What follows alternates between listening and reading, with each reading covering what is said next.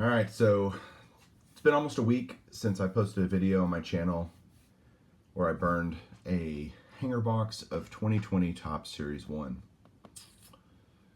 So I really just want to come on and address a few things about that and really hope to put this to bed.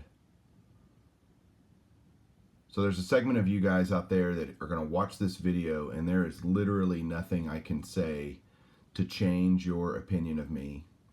Your minds are pretty much made up, and that's that. But over the last few days, I've definitely seen the best and the worst that this community has to offer. So what I've done is I've taken some time to kind of think through how I want to respond and make sure that I approach it with a clear head. I've also had the opportunity to talk to a bunch of different people, just kind of seeking counsel and advice on how to handle it.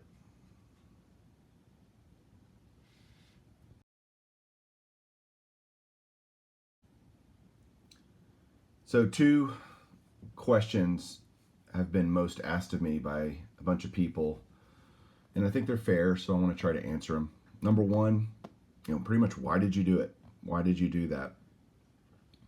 I wish I could tell you there was a long and intelligent answer to that. There's just not. I'm just not really that clever. Truth is, I thought it would be funny. It's that simple. And you may or may not believe that, but that's the truth.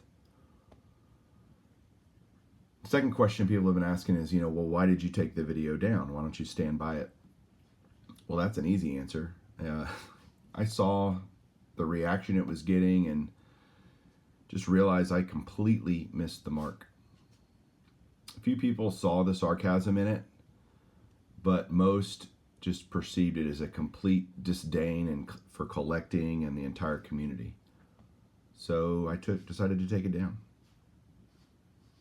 But man, the mean-spirited, hurtful, nasty things people have said in the comments and continue to say were, quite frankly, shocking.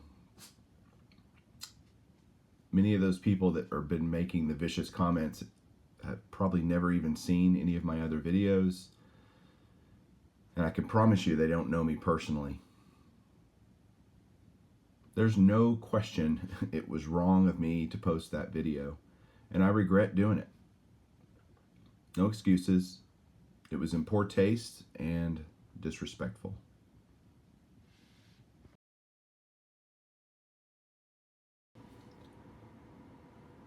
YouTube is great for 2 things.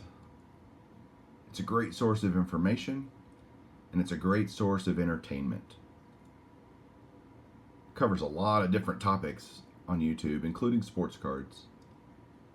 And there's a lot of channels that do one or the other really well, and some are even good at doing both. It's not really that dissimilar from a regular television show. I mean, if I'm watching a show and I'm neither entertained nor informed, then guess what? I'm changing the channel.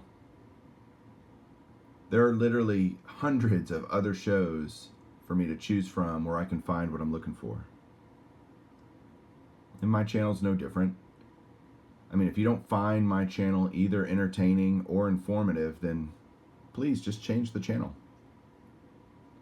If you're insulted by my opinions about sports cards and about the hobby, then don't watch.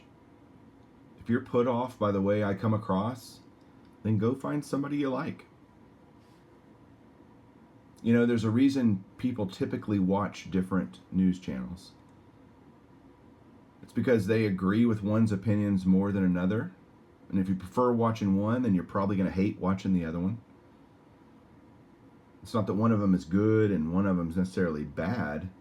They just have different opinions and present differing perspectives. Again, just change the channel. I'm not going to stop giving my opinions on this hobby. It's not in any way telling you what to do, but I like to share my thoughts. And if you don't agree with me, that's fine. You don't have to do anything I say. It's just my opinion. I'm certainly not always right, but My opinions come from my own personal experiences from almost 40 years in this hobby. And again, they're just my opinions. If my opinions about modern cards or card grading, breaking boxes, or anything else makes you upset, then please just move on and watch a channel you better connect with. It's okay.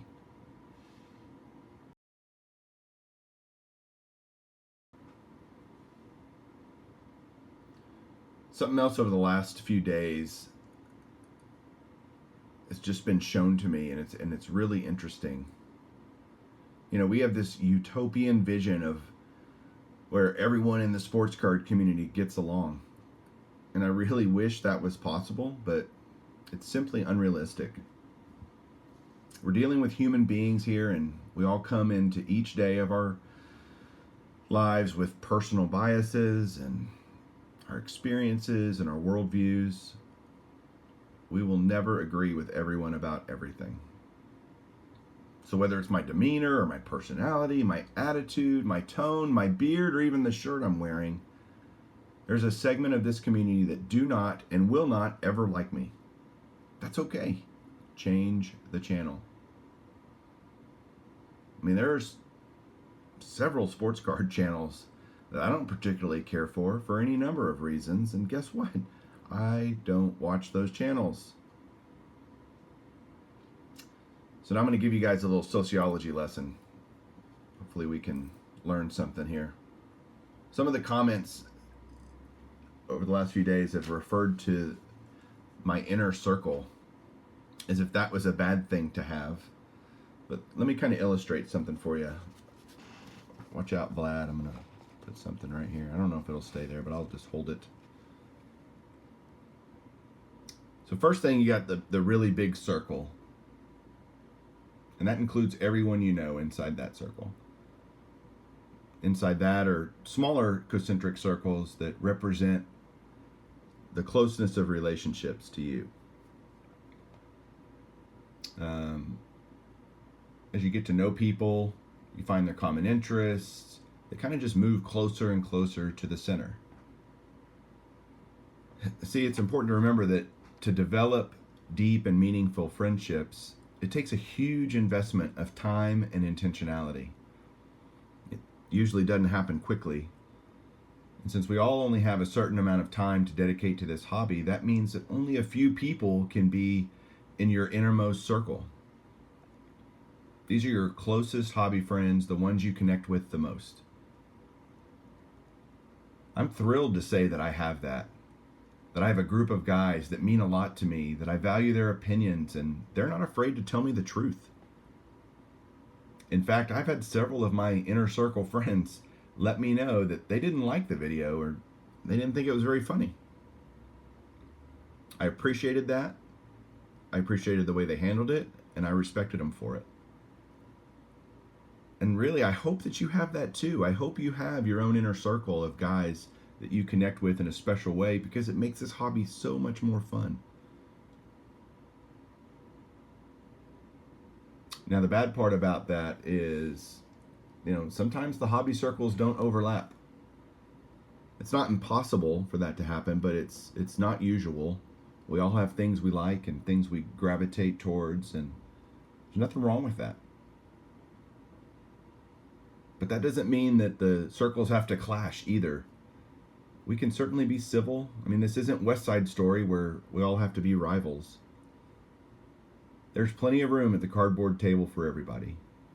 We all have different aspects and areas of this hobby that we enjoy. And some people like several different kinds. Good on you, man. Knock yourself out. But if we understand the differences, understand there are differences, accept those differences, and just realize we're just not always going to get along.